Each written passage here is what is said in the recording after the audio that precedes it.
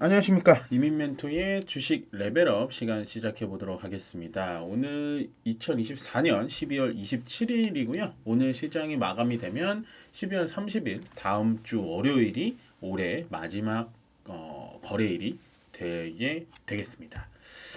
상당히 좀 아쉽습니다. 산타 랠리를 기대를 안 했던 건 아니고 산타가 꼭 와라 막 이렇게 기대한 것도 아닌데 그런 것 치고는 시장 자체가 너무 밑으로만 너무 빠지는 거 아닌가. 좀 뭐라 그래야 되나요? 맥없이 빠진다고 해야 되나? 모든 종목이 다 빠지면요, 시장에 참여되어 있는 시장 참여자들도 또 지칠 뿐더러 모든 사람이 관심이 없어지면 거래대금이 또 줄어들고, 그렇게 되면 수급이 없어진다라는 건 우리나라 시장이 원래도 매력이 없었는데 점점 더 매력이 좀 없어지는 시장이 되는 거에 조금 걱정이 되는 부분입니다. 근데 또 그런 게 있죠. 홀짝의 법칙이라는 게 있는데, 우리나라 증시가 역사상 물론 정말로 맞는 얘기인지 틀린 얘기인지 모르겠지만 홀수 연도 때가 늘 분위기가 좋았어요. 보면은 2024년도가 일단은 너무 힘든 2024년도가 지났고 2025년도가 이제 오잖아요. 그래서 그런 상황에서 조금 2025년도에는 좀 좋아지지 않을까. 저는 이제 2025년도에 정말 엄청나게 좋아질 겁니다라고 말씀드리기는 정말 어려워요. 어려운데 2024년도보다 안 좋을까라는 생각을 하면 그 정도는 아니지 않을까라는 생각을 합니다. 그 정도로 24년도에 너무 많은 분들이 고생을 하셨다라는 생각이 좀 들거든요. 그래서 제가 봤을 때는 그 정도는 올해만큼은 아니지 않을까라는 좀 희망과 기대를 좀 가지고서 24년도를 어찌됐든 좀 잘 마무리를 해야 될 것 같습니다. 네, 일단 어저께 오징어 게임 시즌2가 공개가 됐죠. 이게 지금 보신 분들 있으신가요, 혹시? 네, 보신 분들도 있으시고 1화부터 7화까지 지금 나온 걸로 알고 있는데 7화까지 다 봤다. 아침에 이제 제가 마켓나우 방송을 출연하려고 분장실에 이렇게 앉아 있는데 모든 분들이 오징어 게임 2 얘기를 하시더라고요. 근데 그때까지만 해도 저는 그럼 좀 재밌구나. 사람들이 이거 얘기하고 어저께 이제 밤 방송, 제가 주챔쇼 밤 방송에 가 있을 때도 그때 이제 스태프분들이 빨리 퇴근하고 오징어 게임 봐야지 막 이러시더라고요. 그래서 좀 괜찮겠구나라고 했는데 어저께 제가 주챔쇼에서 이제 처음 인사말이 시간에서 아티스트 스튜디오랑 아티스트 유나이티드, 그다음에 덱스터, 위직 스튜디오 이런 종목들이 시간에서 하한가를 맞는 거 보고 오징어 게임 2 재미없나 보다라는 생각 플러스 세론이 또 나오는구나. 결국엔 공개가 되면 그게 우리의 기대치보다 훨씬 재밌지 않으면은 종목들이 안 가거든요. 바로 이런 거는 좀 뭐라 그래야 되나, 뉴스에 팔아라라는 법칙이 정말 100% 들어맞는 겁니다. 물론 우리의 예상, 저의 예상보다 오징어 게임 시즌2가 훨씬 더 재밌을 수도 있었어요. 근데 사람 기대치라는 게 1에서 너무나 큰 성과를 가졌기 때문에 지금 2에서 그거보다 이상의 효과를 가진다라는 건 어찌 보면 투자가 아니라 약간은 도박성에 가까웠던 거죠. 2는 잘 될 거야 라고 하면서 투자를 했던 거죠. 그래서 이런 류의 뉴스들, 이런 뭐가 개봉된다, 뭐가 출시가 된다, 뭐가 나온다, 이런 류의 뉴스들은 앞으로도 여러분들 뉴스에 파셔야 됩니다. 그러니까 개봉이 되기 직전까지 가지고 있다가 그 전에 무조건 매도를 하셔야 돼요. 이게 오늘 정말 무서웠던 게 뭐냐면, 요거를 지금 제가 그냥 한번 보여드릴게요. 아티스트 스튜디오 하한가 나왔어요. 이게 하한가가 나올 만한 건 아닌 것 같거든요. 네, 하한가까지 찍어야 되나라는 생각이 좀 들고 정말 좀 무서워요. 유나이티드 얘도 하한가. 예, 얘도 하한가. 그러니까 이게 몇 퍼센트 떨어지는 거는 그럴 수 있습니다. 예, 재밌건 재미없건 이거 다 떠나서 이런 종목들이 이렇게 떨어지고 덱스터 25%. 예, 덱스터 위주익 25%. 예. 이렇다라는 거예요. 이게 좀 저는 지금 주식시장에 좀 맞나, 이 정도 떨어지는 게 맞나 좀 싶을 생각이 들고, 이게 재밌는지 재미없는지 외신평가에는 날카로움을 잃었다, 싸늘하다, 재미없다 이런 얘기가 나오는데 그거는 제가 봤을 때 크게 중요하진 않습니다. 예. 이미 이게 이제 개봉이 된다, 그러니까 공개가 된다라고 나왔을 때 오늘 좀 정말 과대낙폭으로 떨어지긴 했습니다만 어쨌든 떨어질 거였다. 그렇게 좀 냉철하게 생각을 해주시면 될 것 같고요. 주말에 한번 봐보세요. 외신의 평가가 맞는지 틀리는지 한번 봐보시면 될 것 같고, 미국 시장은 그냥저냥 흘러갔습니다. 장 초반에는 좀 좋지 않았어요. 그래서 저도 어저께 11시 반 정도 이제 미국 시장을 딱 봤을 때 왜 이렇게 떨어지지? 내일 또 우리 시장 안 좋겠다 이런 생각을 했는데, 다행히도 위쪽으로 좀 돌려 올려줬죠. 종목별로 본다면 종목들은 뭐 크게 뭐 그 전에 산타랠리 때 산타크로스가 왔을 때만큼은 좀 올라가진 않았는데, 그래도 뭐 전체적으로 뭐 크게 떨어진 건 없어요. 뭐 테슬라 1.7%가 떨어진 건가요? 올라간 거에 비하면. 엔비디아 뭐 0.21%가 떨어진 것도 아니고, 그 반면에 뭐 브로드컴 정도 많이 올라갔다 보시면 될 것 같고, 조금 이제 한숨이 나오는 건 좀 우리나라 증시입니다. 제가 이제 유튜브를 찍으면서 항상 여러분들께 좀 힘을 드리고 싶고, 좀 냉철함을 가지고 싶고, 저는 감정에 좀 휘말리지 말아야겠다라는 다짐을 많이 하고 들어오거든요. 왜냐면은 물론 여러분들은 여러분들의 정말 피 같은 돈이 시장에 들어가 있기 때문에 정말 힘들겠지만, 저는 이제 주식 투자를 제가 직접적으로 하지는 않잖아요. 직접적으로 하지는 않는데, 저는 왜 힘드냐? 이거를 아침 9시부터, 예를 들어서 아침 9시부터 이 3시 반까지 지켜보고 있는 게 너무 힘들어요. 그러니까 이게 떨어지는 게 힘든 게 아니에요, 여러분들. 떨어지는 거는 떨어질 수 있거든요.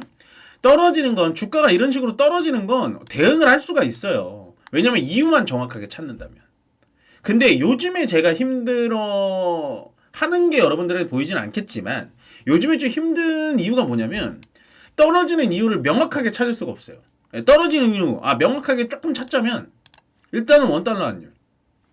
강제로 눌러놓죠, 지금. 이거 분봉입니다, 여러분들. 강제로 눌러놓는 거 보이세요? 이게 아침에 제가 마켓나가 방송할 때만 해도 1470원을 안 넘겠구나라고 생각을 했어요. 제 생각엔.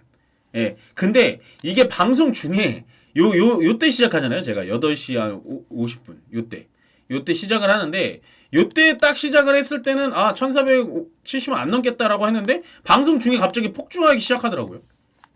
방송 중에 이런 식으로 폭주하니까 코스피가 같이 폭락하게 됐죠. 그러다가 다시 해외 지수를 원달러 환율을 조금 이제 강제로 눌러줬죠. 이거는 1485원 요거 넘어갈 때는, 이거는 지금 정부에서 개입한 겁니다. 인위적으로 개입한 흐름이 나오죠, 여러분들. 그걸로 시장을 좀 지켰다. 근데 이제 시장도 보시면은 중간에 2400포인트를 깼습니다. 보시면 2400포인트를 당연히 깼죠. 근데 밑에 보시면 거래가 없이 그냥 쭉 뺀단 말이에요. 그렇다는 건 지금 전체적으로 시장에는 거래가 붙어 있지 않는다. 지금 개인들이 또 오늘 갑자기 사기 시작했거든요. 2,300억 정도 샀고, 외국인들이 1,700억, 기관이 1,300억, 그다음에 코스닥에서는 외국인이 뭐 전혀 보임이 없고, 기관이 또 금융투자가 이제 어저께 하루 사주더니 그냥 오늘 다 팔아버리고 있죠. 참 분위기도 안 좋은데 왜 이러는지 모르겠고, 그래서 이제 수급 자체는 지금 의미는 없어요. 이게 다음 주 월요일 날에도 이런 식으로 수급이 흘러갈 겁니다. 그러니까 쉽게 말해서 다음 주 월요일도 시장은 뭐 위쪽으로 상승한다? 뭐 상승해봤자 뭐 한 1% 안짝? 오늘처럼 뭐 20포인트 위쪽? 뭐 그 정도 말고는 크게 의미는 없는데, 반등을 줄 만한 자리는 맞았거든요, 시장이. 근데 계속 이제 말씀드렸다시피 첫 번째는 이 원달러 환율이 너무 셉니다. 원달러 환율이 생각보다 너무 세요. 이거 보이시죠? 윗꼬리 이런 식으로. 요렇다라는 건 위쪽으로 지금 올라가는 거 억지로 밑으로 끌어내리고 있는 거예요. 끌어내리고 있고, 일본 엔화도 마찬가지로 오늘 1.45% 올라가고 있습니다. 제가 말씀드렸죠. 일본의 가장 큰 마지노선의 엔달러 환율 160엔. 요거를 지금 넘지 않으려고 할 겁니다. 일본도. 그러니까 지금 엔화 약세, 원화 약세는 그냥 세계적인 흐름이에요. 근데 자, 여기서 의문점을 갖고 싶은 건 뭐냐? 일본의 니케이 지수입니다. 일본의 니케이 지수는 오늘 2.8%, 2.08% 올라가고 있어요. 일본 엔이 이렇게 약한데도. 근데 한국 원화 똑같이 약하죠. 똑같이 약한데 주가는 어떻게 되고 있냐? 더 밑으로 빠지고 있죠. 코스닥은 더 합니다. 코스닥은 더 해요, 지금. 이게 뭐가 다른 거냐? 그러니까 일본 증시랑 우리나라 증시랑 다른 점은 하나가 뭐냐? 제가 봤을 때는 원달러 환율 약한 거는 다 똑같고 정치적 리스크가 가장 세다라고 보여집니다. 예. 지금도 뭐 지금 3시 기점으로 뭐 대통령 직무대행, 그러니까 어저께 헌법재판관 임명을 안 했다라고 하면서 대통령 권한대행까지 뭐 탄핵을 하겠다 뭐 이런 얘기가 나온다라는 건 외부에서 우리를 봤을 때 우리야 빨리 답답하니까 빨리 탄핵시키고 또 다른 사람 빨리 합시다 이러는데, 외부에서 우리를 봤을 때, 그러니까 이 외국인 투자자들이 우리를 잘 좋게 봐야 되는 거잖아요. 이 외국인 투자자들이 우리를 봤을 때 여기는 무정부구나, 아무런 지도자가 없구나. 네, 그러면 내 돈, 내 피 같은 돈을 굳이 왜 내가 한국 시장에 넣어야 되냐. 요즘에 브라질 원화 엄청 떨어지는 거 아시죠? 여러분들 브라질에 대해서 어떠한 상황인지 아세요? 브라질이 지금 어떠한 리스크 때문에 브라질의 그 환전 원화가 왜 이렇게 떨어지는지 아세요? 정확하게 모르시죠? 근데 브라질에 투자하실 겁니까? 이런 거 개념인 거예요. 브라질이 실질적으로 채권 금리가 되게 세가지고 우리나라 분들이 브라질 채권을 되게 많이 샀어요. 근데 브라질 원화가 너무 떨어지다 보니까 브라질 채권이 지금 거의 뭐 반토막, 3분의 1 토막 되고 있어요. 근데 여러분들 브라질 투자하실 거냐고요. 그런 느낌인 겁니다. 해외 유수의 어떠한 집단이 됐던 현재 우리나라에는 돈이 들어올래야 들어올 수가 없다고요. 왜냐? 원달러 환율이 높아서, 그것도 이유가 되겠지만 무정부 상태니까.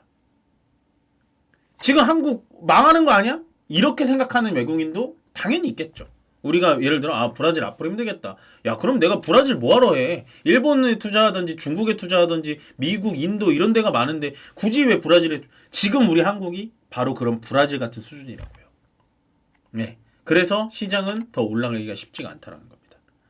그래서 참 힘들다라는 거예요. 왜냐면 뭐 경제적인 사건이라든지 아니면 무슨 뭐 어떠한 리스크라든지, 그다음에 우리나라만의 뭔가 리스크가 있으면 그냥 그 리스크가 해결될 때까지 기다리면 되는 거예요. 근데 이 정치적 리스크라는 건 뭐랄까 좀 눈에 보이는데 해결되지 않으니까 답답한 겁니다. 예, 무슨 말인지 아시겠죠? 계속해서 서로 뭐 여가 맞다, 야가 맞다가 아니에요. 예전에 우리가 한 130년 전에 우리 정부가 외세의 침입을 받지 않고서도 분리가 됐던 것처럼 지금은 어떤 느낌이냐? 여가 됐던 야가 됐던 외부의 어떤 외국인들을 끌어 들여와서 네가 틀렸지 내가 맞았지밖에 안 되는 거예요. 누구 한 명이 지금 이 시장에서 어떻게든 기준을 잡고 빠르게 정리해 나갈 만한 힘이 있는 사람도 없을 뿐더러, 누군가 빠르게 정리하려 그러다가 여든 야든 한쪽으로 조금 손해가 가는 행동을 하게 되면 갑자기 그 사람을 또 교체시킨다, 막 이래버리니까 지금 외국인 투자자 입장에서는 우리나라에 올 수가 없는 거예요. 아무리 싸건 뭘 하더라도, 아무리 싸더라도 안 들어옵니다. 그러니까 저는 좀 더 많이 답답합니다. 지금 상황이. 지금 많이 답답하고 많이 좀 속상해요. 아, 진짜 이 정도 수준밖에 안 됐나? 예, 우리가 정말 이렇게 똑똑한 국민들이 알아서 탄핵을 하고 모여서 뭘 하고 뭐 하는데도, 이제는 제가 저번에 말씀드렸죠. 탄핵이 가결이 되는 것까지는 국민들이 나가가지고 투표해라, 강제로 뭐 해라 해서 끝났어요. 이제 우리의 손을 떠났고 그 다음에는 실질적으로 그 투표 권한을 실행할 수 있는 정치권 사람들이 알아서 해줘야 된다고요. 근데 심지어 그것조차도 밥을 다 떠먹여 줬는데도 아무도 하지를 못하고 있어요. 그게 저는 너무나 뼈아픈 현실이 아닌가. 그게 지금 우리 시장을 대변하고 있는 거 아닌가라는 생각이 듭니다. 그러면 이런 얘기만 하다 보면 그럼 멘토님 우리 시장 떠나야 되나요? 막 이런 생각 하시잖아요. 근데 지금 떠난 바보예요. 왜냐? 지금은요 우리나라 시장 좋다고 얘기하는 사람은 단 한 명도 없어요. 근데 이럴 때일수록 더 용기를 갖고 해야 됩니다. 늘 보시면요, 이 월봉 보시면 늘 이런 식으로 밑으로 처질 때 항상 올라옵니다. 보이시죠? 밑으로 처질 때 항상 올라옵니다. 횡보, 요때 이제 완전 죽어 있을 때, 요때 말고는 밑으로 쳐져 있는 만큼 무조건 올라요. 밑으로 쳐져 있는 만큼, 요거는 이제 코로나 때 오버슈팅이 좀 나왔고, 보시면 밑으로 쳐졌죠? 살짝 올랐다 다시 밑으로 쳐졌죠? 그러다가 다시 올라올 타이밍이라고요. 아까 홀짝의 원칙 말씀드렸잖아요. 희한하게 우리나라는 정말로 확률적인 거는 맞는데요. 2023년도에 좋았고요. 2021년도에는 당연히 좋았고 2019년도에는 살짝 안 좋았죠. 근데 요 올라갔을 때 요때 언제예요? 2017년입니다. 네. 보이시나요? 요거 올라갔을 때 언제예요? 2011년. 희한해요. 정말로. 되게 신기하죠. 그래서 정치적 리스크가 저는 많이 안타깝긴 해요. 근데 지금 뭐 그걸 우리가 얘기해서 해결될 수 있는 부분은 아니잖아요. 그렇기 때문에 한 가지 장점은 뭐냐? 이 정치적 리스크 과거 역사적으로 본다면 무조건 언젠가는 해결된다. 그러면 그거 해결이 될 때 우리나라 시장은 분명히 정상화가 다가오고 현재는 우리나라 2400포인트 이건 말도 안 되게 너무나 낮은 저평가를 받고 있는 구간입니다. 그래서 저는 오늘도 밑꼬리는 괜찮았다라고 보여져요. 요 자리에서 계속해서 밑꼬리가 나오거든요. 보시면 여기서도 밑꼬리 나오고 여기 잠깐 쳐졌다가 요거는 이제 잠깐 쳐졌다가 계속해서 이 자리에서 밑꼬리 맞고 올라오거든요. 그렇다라는 건 2400포인트 밑에서는 누군가가 계속해서 시장을 지켜주고 있다는 겁니다. 그래서 저는 지금 장에서는 절대 용기를 잃지 말고 정말로 끝까지 좀 버티셔라 라고 얘기를 드리고 싶어요. 제가 뭐 이 얘기를 한 지가 한 3개월 넘었어요. 맞아요. 네, 근데 그만큼 시장은 많이 안 올라온 것도 맞습니다. 근데 계속해서 이런 말도 안 되는 리스크가 나오잖아요. 근데 이럴 때일수록 정말 시장에 도망가지 마세요.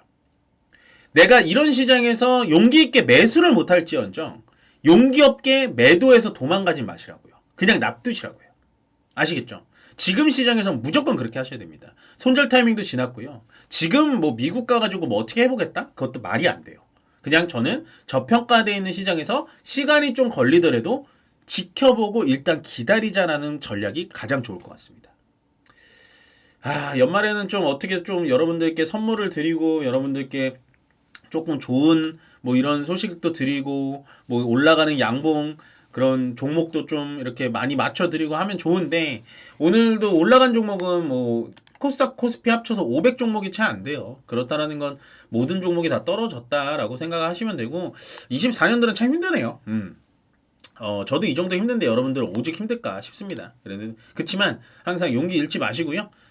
남은 월요일 시장 하루까지 좀 집중하면서 어떻게든 좀 수익을 마련해 보던지 시장을 좀 더 읽어주는 그런 이민 멘토가 되도록 하겠습니다. 그럼 오늘 주식 레벨업은 여기서 마무리 짓고요. 저는 다음 주 월요일 날 뵙도록 하겠습니다. 고맙습니다.